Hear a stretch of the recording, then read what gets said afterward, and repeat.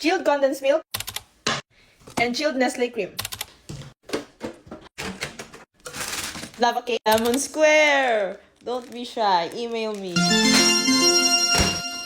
And Milo.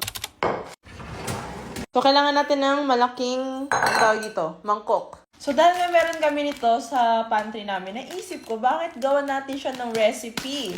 So, meron tayo ditong malaking mangkok at meron na tayong chilled all-purpose cream para madali na siya mag-double size. So, kapag gagawa kayo ng dessert, ilagay nyo siya sa freezer o sa chiller para maging thick na yung consistency niya. Hindi naman siya masyadong runny. Tutunan na naman kayo. Ganyan, nag-experiment kayo ng mga dessert. Hindi puro order, tipid-tipid pag may time.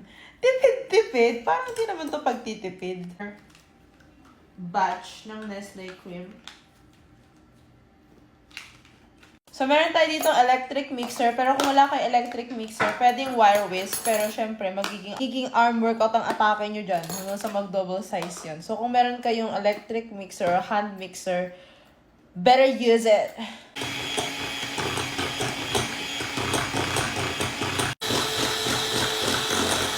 So, dahil nag-double size na yung Nestle cream natin, tingnan nyo dumami siya. So, maglalagay tayo ng konting-konting condensed milk.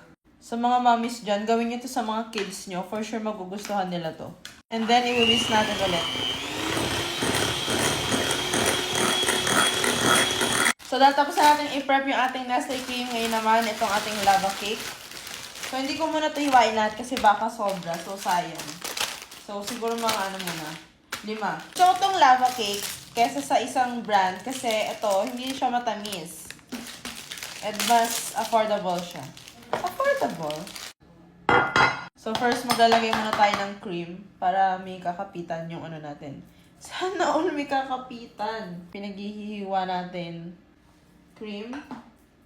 Diba? Ang ganda ng pagkaka-whisk natin sa cream. Talagang nag-double size siya.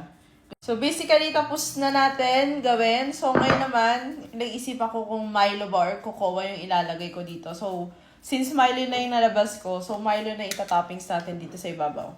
So, meron na tayong Milo. So, ang gagawin nyo lang, tatak-tak nyo lang yan. So, i-freezer natin to ng overnight, tapos bukas natin to titikman.